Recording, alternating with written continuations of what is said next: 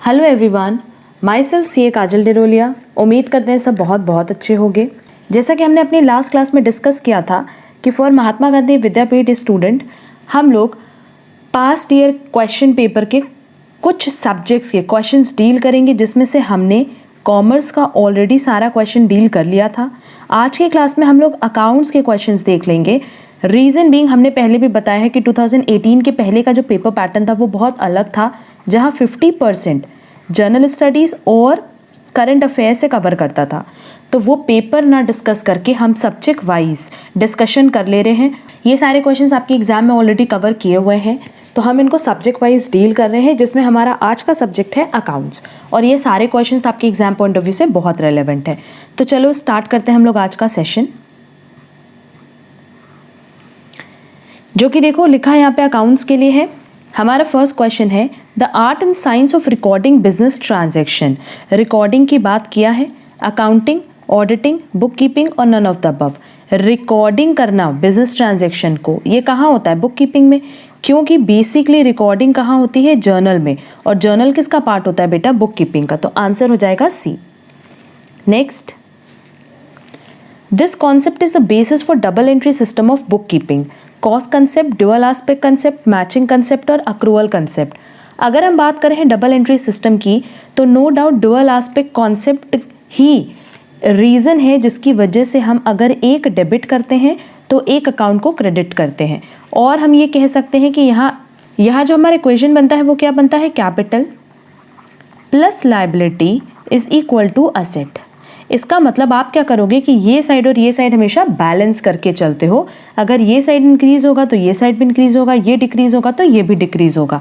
ये पूरा का पूरा प्रोसेस किसकी वजह से है बेटा? Due to dual aspect concept, जिस पे हमने ऑलरेडी क्लास फ्रेम की हुई है।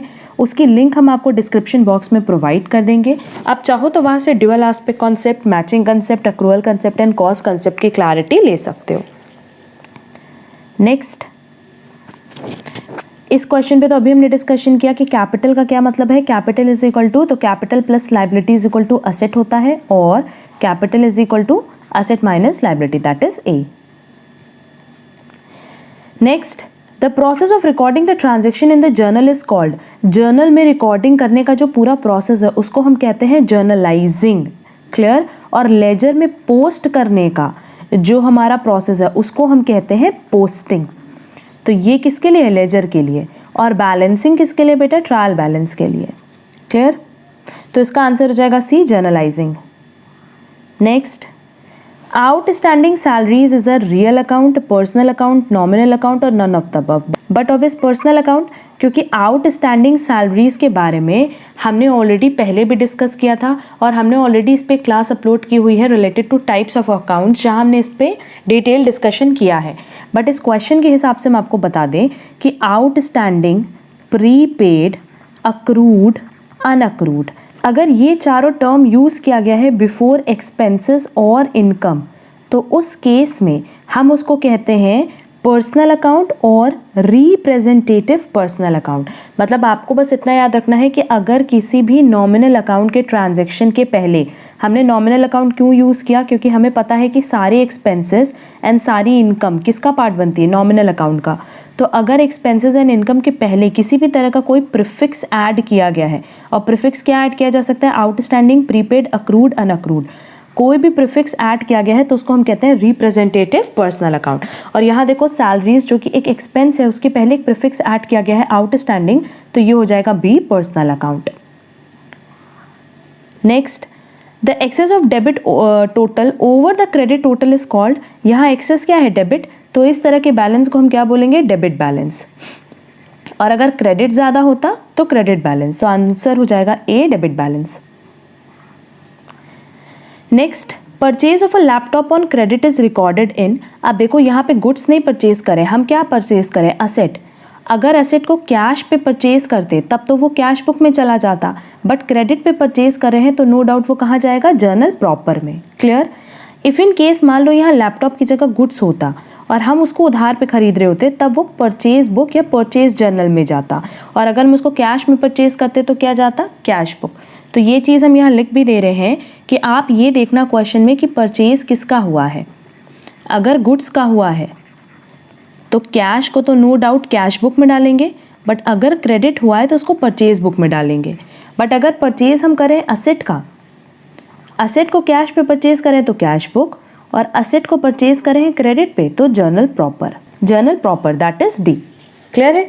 नेक्स्ट, द पेटी cashier generally works on which system. अगर हम पेटी कैशियर की बात करें तो हम सबको पता है कि इफ़ इन केस मान लो जनवरी में इसको 1000 रुपीज़ मिला यूज़ करने के लिए एंड इसने कंप्लीट जनवरी में 900 कहीं ना कहीं यूटिलाइज किया है, तो बैलेंस इसके पास कितना बचा 100, एंड फरवरी के लिए ऑर्गेनाइजेशन क्या करेगा, इसको 900 देगा, सो दैट अगेन इसका टोटल कितना हो जाए 1000 रुपये, और फिर ये 1000 रुपये खर्चा करेगा फॉर फरवरी।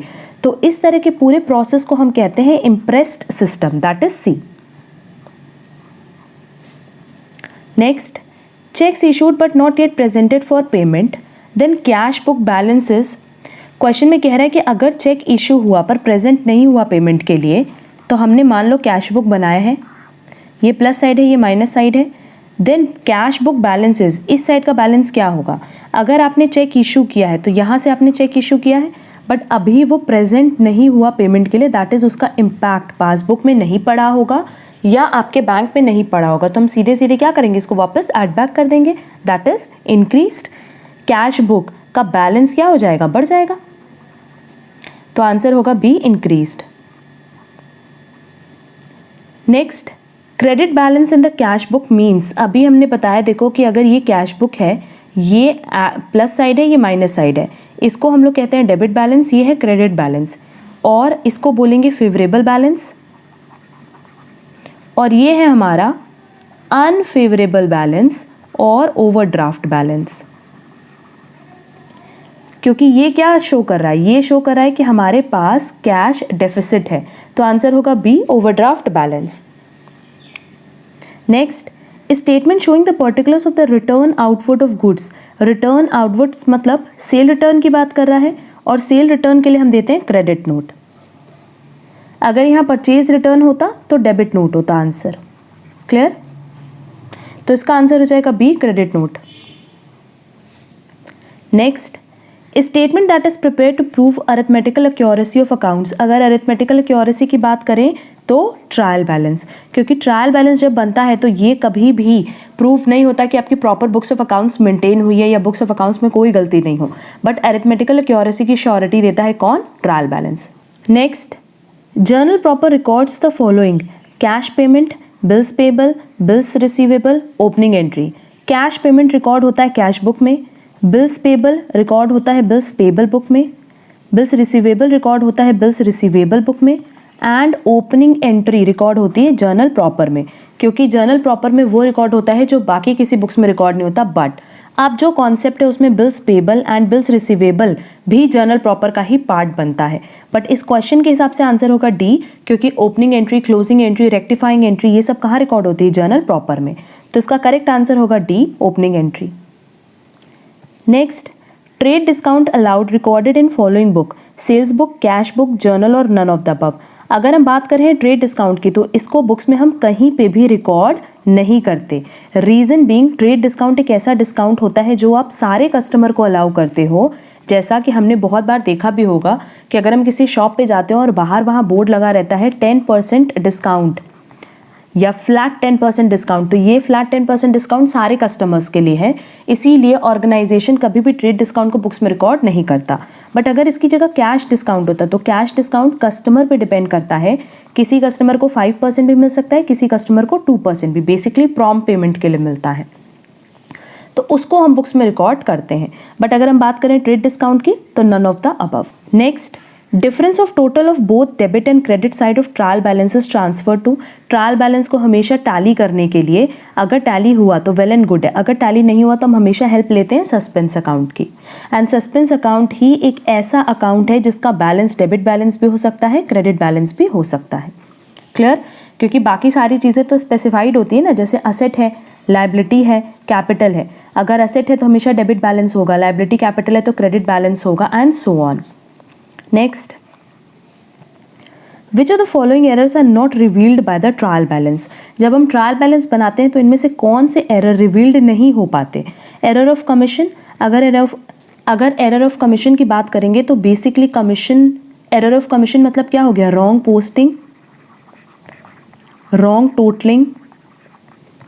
तो ये सारी चीज़ें कभी भी ट्रायल बैलेंस से पता नहीं चलेंगी, क्योंकि रॉन्ग पोस्ट हुआ है तो वो तो फिर आपको दो अकाउंट में अफेक्ट करेगा ना। कंपनसेटिंग एरर, जैसे हमारे पास दो डेटर है ए एंड बी, हमें पैसा मिला ए से, हमने सेट ऑफ कर दिया बी में, अल्टीमेटली डेटर का बैलेंस तो सेम शो करेगा, तो कंपनसेटिंग एरर भी कभी भी आपको ट्रायल बैलेंस से नहीं पता चलेगा। And error of totalling, totalling का एरर भी हमें ट्रायल बैलेंस से कभी पता नहीं चल सकता। तो आंसर होगा ऑल ऑफ द अबव, कि ये सारे के सारे ऐसे एरर हैं जिनको हम ट्रायल बैलेंस की हेल्प से फाइंड आउट नहीं कर सकते। Next,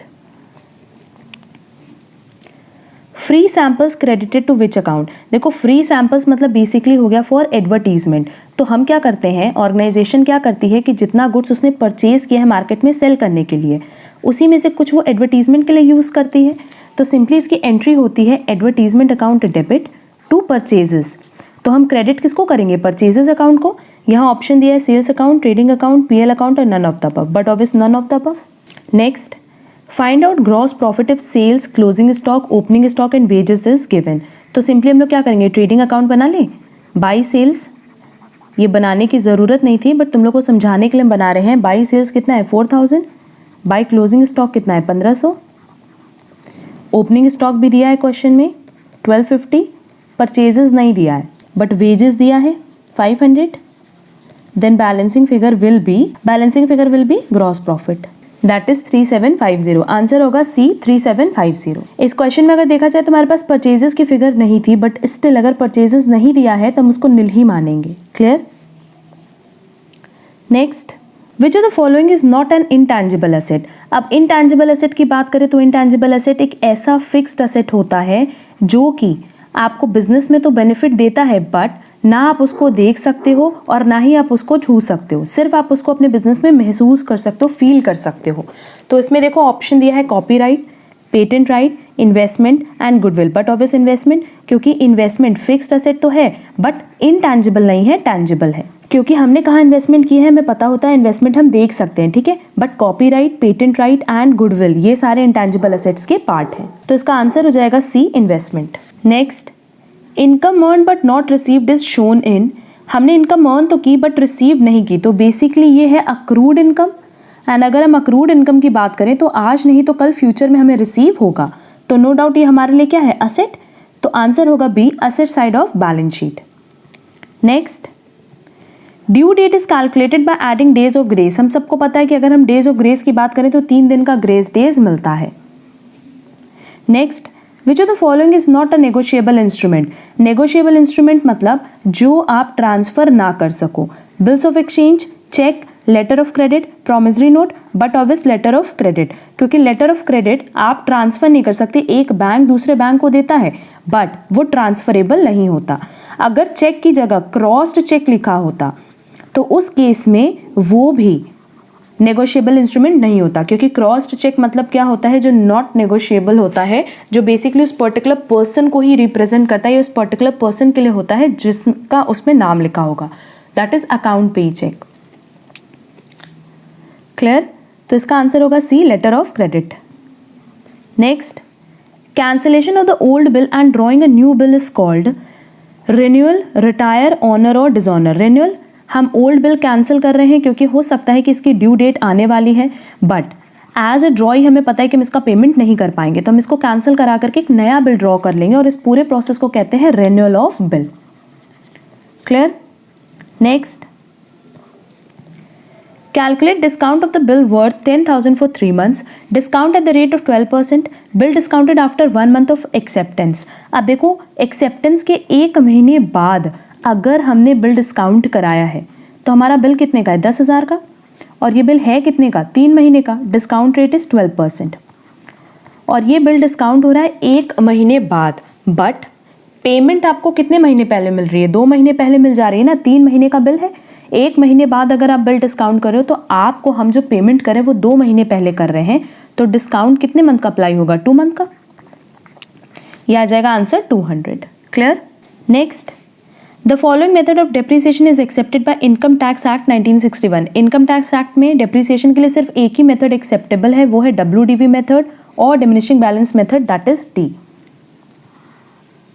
next, obsolescence means decline in the value of asset due to. Obsolescence मतलब क्या होता है, जिसकी वजह से हम असेट को डेप्रिशिएट करते हैं, दैट इज असेट की वैल्यू में decline, decrease.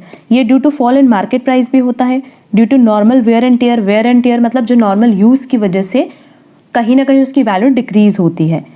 Innovation and invention, जब आपने एसेट परचेज किया उसके बाद कई सारे टेक्नोलॉजी अपडेट्स होते हैं। इनोवेशन मतलब इनोवेटिव आइडियाज़ के थ्रू बहुत सारे नए नए एसेट में फीचर्स आते हैं। तो ये सारे रीज़न होते हैं आपके एसेट की वैल्यू डिक्रीज होने के, that is D all of the above. Next, an old plant purchase for 25,000 and paid 4,000 for transport, 3,000 for repairs and 2,000 for installation. Calculate the amount debited to. देखो, जब हमने plant purchase किया है उस point of time पे हमने जितना भी खर्चा किया है प्लांट से रिलेटेड, वो सब कहाँ चला जाता है, प्लांट अकाउंट में, दैट इज सबका सब क्या हो जाएगा, कैपिटलाइज। तो कैपिटलाइज कितना हो जाएगा, 25,000 plus 4,000 plus 3,000 plus 2,000, that is 34,000। Answer होगा B, 34,000। Clear. Next, the relation between consignor and consignee is that of partners, buyer and seller, principal and agent, none of the above। Partners तो नहीं होते, buyer and seller भी नहीं होते। Consignor अपना goods consignee को send करता है और कंसाइनी कंसाइनर के बिहाफ पे गुड्स सेल करता है, बट स्टिल सारे रिस्क किसके होते हैं, कंसाइनर के, एंड पूरा का पूरा प्रॉफिट भी किसका, कंसाइनर का। कंसाइनी को किससे मतलब होता है, सिर्फ और सिर्फ अपने कमीशन से। तो बट ऑब्वियस इनका जो रिलेशन है वो कैसा होगा, principal agent, that is C. Next, consignment account is personal account, real account, nominal account, all of the above. तो इसका आंसर होगा सी, नॉमिनल अकाउंट, क्योंकि जब भी हम कंसाइनमेंट अकाउंट बनाते हैं तो अल्टीमेटली उसका जो बैलेंस आता है, क्लोजिंग बैलेंस, वो क्या होता है, आइदर प्रॉफिट, टू प्रॉफिट और लॉस। और ये प्रॉफिट लॉस किससे होता है, बाय ईच कंसाइनमेंट। तो जिसका भी प्रॉफिट लॉस बैलेंस आ रहा है वो कौन सा अकाउंट होता है, नॉमिनल अकाउंट। तो आंसर होगा C, nominal account. Next, to avoid the risk bad debts, the consignor provides commission to consignee is known as। अगर बैड डेट के रिस्क को अवॉइड करने के लिए कंसाइनर कमीशन देता है तो ऐसे कमीशन को हम कहते हैं del credere commission, that is C.